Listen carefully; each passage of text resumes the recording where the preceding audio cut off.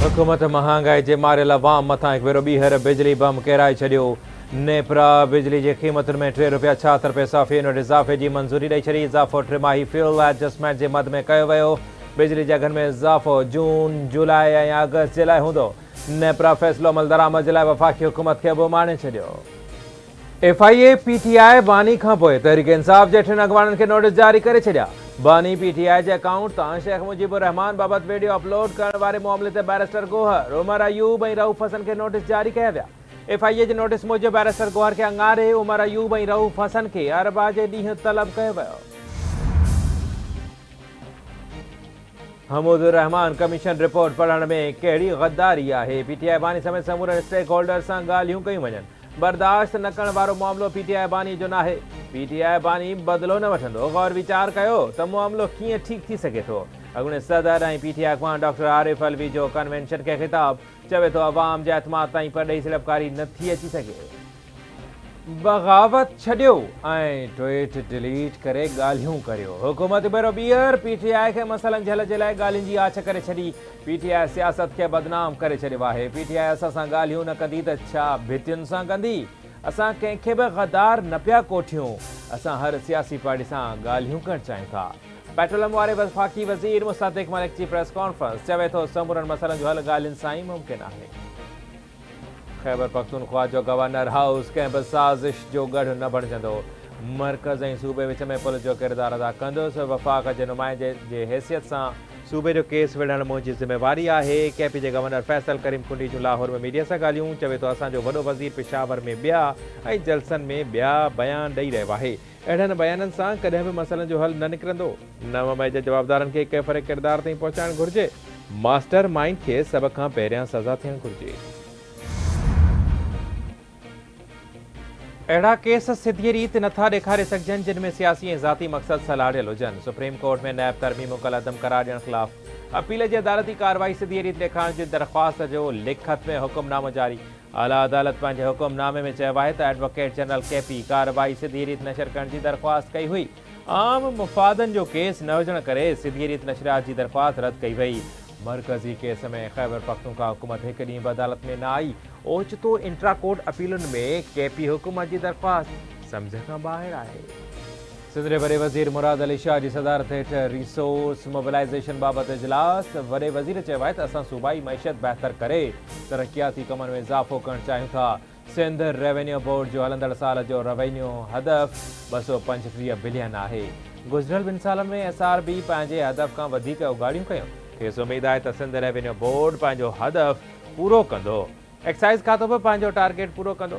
Senior वज़ीर शहरी मेमण चयो आहे त टारगेट पूरो करण लाइ असां सख़्तु महिनत कई आहे। वॾे वज़ीर जो चवणु आहे त नए साल में सूबाई टैक्स ऐं लेवीज़ खे बहितर कंदासीं। टैक्स नेट खे बहितर करणु ज़रूरी आहे। वॾे वज़ीर SRB खे नए साल में सिंध सेल्स टैक्स ॾींदड़नि खे रिलीफ ॾियण जी बि हिदायत कई। एंटी करप्शन जे अॻूणे चेयरमैन फरहत जुनेजो पारां एंटी करप्शन एस्टेब्लिशमेंट में करप्शन जा छिरकाईंदड़नि इंकशाफ। अॻूणे चेयरमैन फरहत जुनेजे इल्ज़ाम मढ़िया आहिनि त एंटी करप्शन में बदिलियुनि ऐं मुक़ररियुनि ते हिकु ख़ानगी माण्हू शहरियार महर सिस्टम हलाए रहियो आहे। वज़ीर सां मुलाक़ात कई त उहो साॻियो ई शहरियार महर बि उते मौजूदु हो, पर मूं करप्शन सिस्टम में मुलविस थियण खां इनकार कयो। ईद खां अॻु रिश्वत तौरु मूंखे हिकु लिफ़ाफ़ो ॾिनो वियो। मूं डायरेक्टर खे लिफ़ाफ़ो वापसि कयो।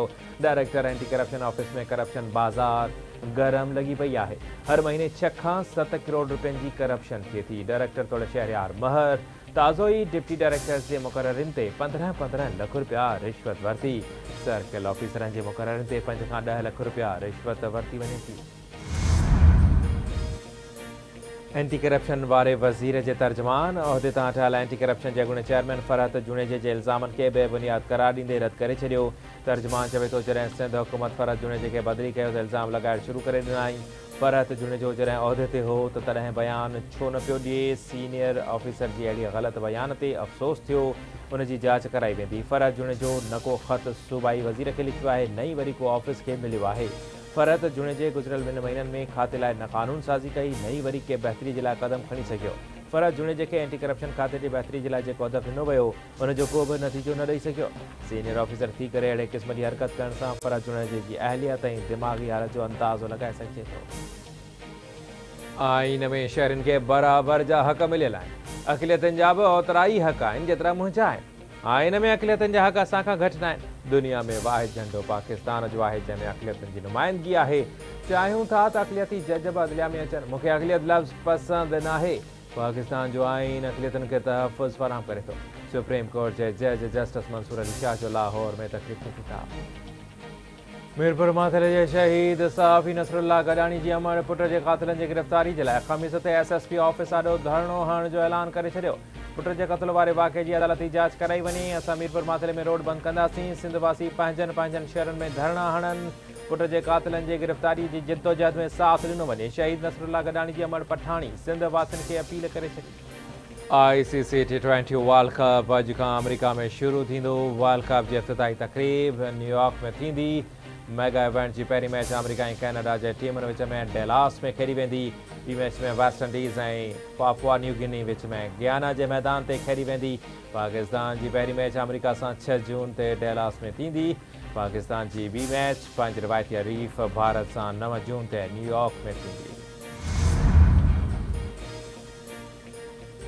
PCB chairman Mohsin Naqvi ji London में England and Wales cricket board जे चेयरमैन रिचर्ड थॉम्सन सां मुलाक़ात। पाकिस्तान इंग्लैंड T20 सीरीज़ ऐं ईंदड़ क्रिकेट सीरीज़ ते ख़यालनि जी ॾेवट। PCB चेयरमैन इंग्लिश बोर्ड जे चेयरमैन खे पाकिस्तान जो दौरो करण जी दावत बि ॾिनी।